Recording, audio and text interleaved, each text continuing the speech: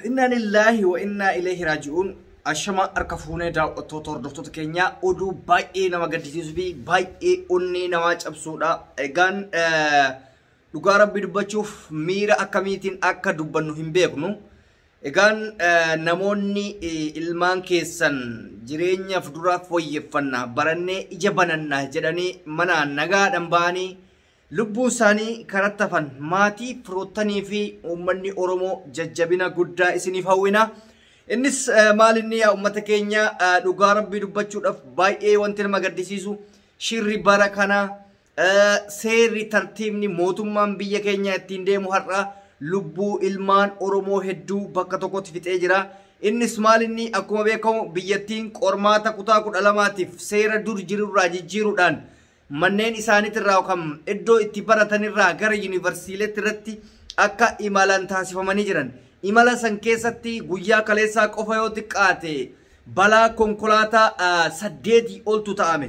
Balaa konkolaataa ta'ame kana keessatti lubbuun barattoota nama 32 ol tokko lama jedhame godinaalee Oromiyaa qofa keessatti kan bahamedha.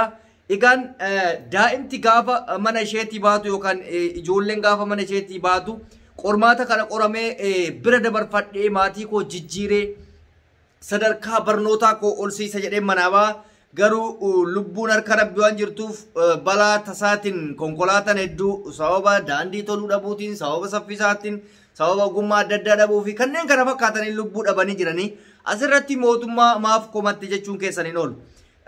Kana jechuu kootiin dura garuu irra deebi'ee maatiin barattoota keessan ilmi koo naaf qoramee manatti naaf deebi'a.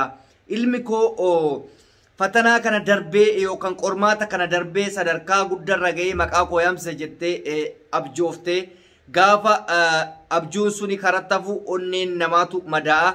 Hundumaafuu namoota biyya alaa ta'ee namoota biyya keessaa maatiin barattoota lubbuu darbanii ammallee irra deebinee rabbiin isin haa jajjabeessu. Isaan immoo rabbi biyyeettaa salphisuu jannata haa galchuu jennee jirra dhugatti onnee irraa gadde. Jara keenya barattoota barataa jechuun hiree karaatti hafu wanti hunda caalaa nama gaddisiisu. Dargaggoon umrii isaa osoo waa tokkotti hin dabarsin ganaa osoo waa tokko dargin lafatti hafuun baay'ee onnee nama cabsa. Maaltu ta'ame? Mootummaa maaf komanna? Mootummaan sun konkolaataa garagalche miti. Konkolaataan qadara garagale guyyaatu garagalche garuu jara keenya mee wanti biraafu qormaata kutaa 11 umrii keenya guutuu arginee jirra nuti sofii qoramnee laallee jirra. Qormaata addaan taane akka waan qormaanni siyaasa qabu naannoo irraa maatii irraa fuudhanii ijoollee yuunivarsiitiitti naqanii qoramuun maal irraa dhufe? Mootummaa maaf kotama? Namichatti itti gaafatamaa ministeera barnootaa taate Biraanuu Naggaa jedhaniin kan Oromummaa balleessuuf biyyatti masanuu barnoota balleessuudhaaf karoorfate. Ganda keessaa fuudhee mana barnootaa piriipiraatoorii keessaa fuudhee yuunivarsiitii akka qoramanii sanumaa naannoo isaaniitti itti miti. Yoo fakkeenyaaf agar Arsii kana taate yookaan yuunivarsiitii Asallaa yookaan yuunivarsiitii Adaamaa yookaan Finfinnee si geessan. Amma buleettiin koo tokko yuunivarsiitii Finfinneetti qoratamte. Isa gara biraan naannoo bira gara Shawaa kana yuunivarsiitii Amboo, yuunivarsiitii Adaamaa, yuunivarsiitii Finfinnee fidan gara Wallaggaa kana naannoo hunda fuudhanii gara yuunivarsiitii Naqamtee fidan. Jimma fudhadhu naannolee Jimmaa hunda keessaa fuudhanii yuunivarsiitii Jimmaatitti kan naqan. Baalee akkas, Arsiin akkas, Shawaan hundi Oromiyaa Harargeen akkasi, Haramayyaa fidan. Sadarkaa kanarra jira. Kutaa 12 qoramuuf maatii irraa fuudhanii achi fidan. Achitti iddoo kanatti rakkoo meeqa mudata? Dubartiin daffaramu jira. Dogongora adda addaa uumuun mala. Argite? Rakkoon adda addaa uumamu, rakkoon fayyaa uumamu jira. Fakkeenyaaf amma dubartoonni gara 3-4 qormaata irratti da'an bakka isaan maatiin hin jiru yuunivarsiitiidha. Argitanii? Hanga isaan rakkatan. Maatiin har'a gaddi itti gale kun idmee zalaalam seenaa'u. Barnoota bor jannata ittiin hin galleef. Barnoota bor yookaan abjuun kun hin milkaa'u yookaan hin milkoofne hin beekneef. Ilma ofii nagaadhaan shaanxaatti fe'ee daabboo godhee fi naa qorami koottu. Gaafa hireen kun isa mudatu idmee zalaalam mataan isaanii gubatee jiraataa jechuudha. Wallaahi nan gaddee onneerraa yoo argitanii jiraattan ustaaz Raayyaa dabalatee namoonni ciccimoon deddeebiidhaan argitee viidiyoo fi suuraalee konkolaataan garmaleetti galabatamanii garmaleetti walitti bu'anii kana keessayyuu ka barattootaa kana mul'isaa. Rakkoon kun maaliif fakkeenyaaf mootummaan baasa ofii qopheesse makiinaa ofii qopheesse achirratti namoota humnaa ol fe'anii rakkoon tiraafikaa sababa kana mudate halkan fa'aa deemanii rakkoon tiraafikaa sababa kana Ayisuuzuu fa'aatti ilma namaa akka kuntaalatti fe'anii jara keenya hedduu nama gaddisiisaa jechuudha. Kanaaf mootummaa qomanna guyyaan rabbi akka jirutti ta'ee ilmi namaa maal ta'a ganda ofii jirutti yoo qoran mee seera biyya kamiiti kan barataa kutaa 12 yuunivarsiitii deemanii qoran maali gaafa achi qoran deebi'anii hojii kennuuf jedhanii barnaa ajaa'ibe qormaanni yuunivarsiitiiyyuu akkatti ol guddifameetiin hin dubbatamu dur barumsa kutaa 10tti fixxa biyya keenya idmee namarraa fixuuf idmee dargaggeessarraa fixuuf kutaa 12tti malee hin jiru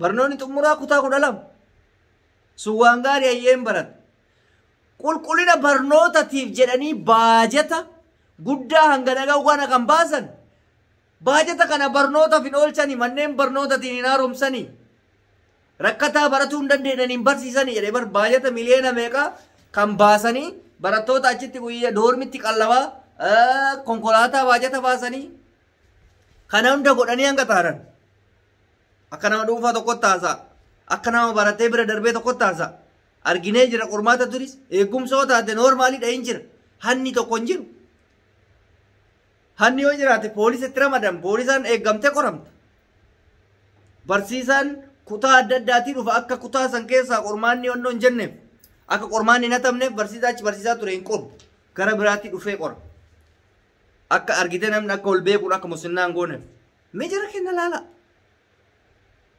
qulqullinni barnootaa kanaare dhiigni ilmaan Oromoo isin kas dhiigni ilmaan Oromoo ani kam gara biraan beeku ka Oromoo dubbachaa jira dhugaa rabbitti imimmaan aayyoo imimmaan aabboo ilma kiyya dhabe jedhee halkanii guyyaa boo'u isin kasasa siyaasaa miti kun badiidha biyyi badaa jirti dhugaa rabbitti haamileen nama cabu kanaaf ani baay'ee gaddee jira obboleewwan keenya warri barumsaaf deemtanii qoramuuf deemtan rabbiin guddaan isin haa eegu rabbii qofa qabdanii mootummaan qabdanii nama isinirraa dubbatu qabdanii rabbiin isin haa eegu qormaata keessan qormaata gaarii isin haa ta'u mee'an fakkeenyaaf namoonni lubbuudhaan hafanii gara qormaata sanii makaman miira akkamiitiin qoramu hiriyaa dhaban nama wajjin deeman dhaban saahiba ofii onni akkamiitu qormaata nagaa namaa fudhata kan jedhullee namatti dhagahama kanneen miidhaan qaamaa isinirra ga'e gargaarsi akka isiniif godhamuuf isin qunnamuuf ni yaalla rabbiin isin haa jajjabeessu an dhugaa rabbiitti hedduun gaddee jira asumaan obboleettiin kollee qormaata kana keessa waan jirtuuf carraa gaarii siif hawwa jabaadhuun jedhaanii yoo na dhageeffachaa jiraatte hundi keessanuu du'aayii gara jiru godhaa fi ilmaan Oromoo kara hundaan karaa siyaasaatiin hin dararamanii karaa diinagdeetiin hin dararamanii karaa namummaatiin hin dararamanii dararaan kun maaf akka deddeebi'ee uummata Oromoo kana qormaatuuf baruu baadhullee akkuma nama amantaa tokkootti yoo du'aayii gooneef amantaa keenyaan jechuudha irra filatamaadha. Dhuma irratti guyyaan irraa moolida jedhama. Ani akka dhuunfaa kiyyatti moolidni maal akka ta'e naa galuu baatuyyuu amantiin keenya hin eeyyamtu. Garuu miidiyaa hawaasaa kanarratti gaafa argu hordoftoonni amantii Islaamaa baga moolida geettan jedhanii moolida amantii Islaamaa keessa ayyaanni lama qofa jira nuti kan beeknu Iidaa fi Hajjiidha yookaan immootu Idal Faxriidha. Kana lamaantu jira. Kanarraa kanaaf moolida ka jedhamu kun namoota amantii hin jabeessine yookaan amantuu alal sunniin taanirraa kan biraatu hordofa. Kanaaf baga geessan isiniin jechuun anarraa hin eeggamu jechuu barbaadetti warroonni amantii biraa akkuma musliimaatitti waan fudhattaniif wanti sun dogongora ta'uu hubadha. Musliimni amantii isaa keessatti ayyaana lama qofa akka kabajuuf beekamaadha. Keessa darbee jummaa namoota kabajuu jira jummaan hin kabajamu hin salaatama malee baga geessee baga maalii jedhame wanni kun hin jiru.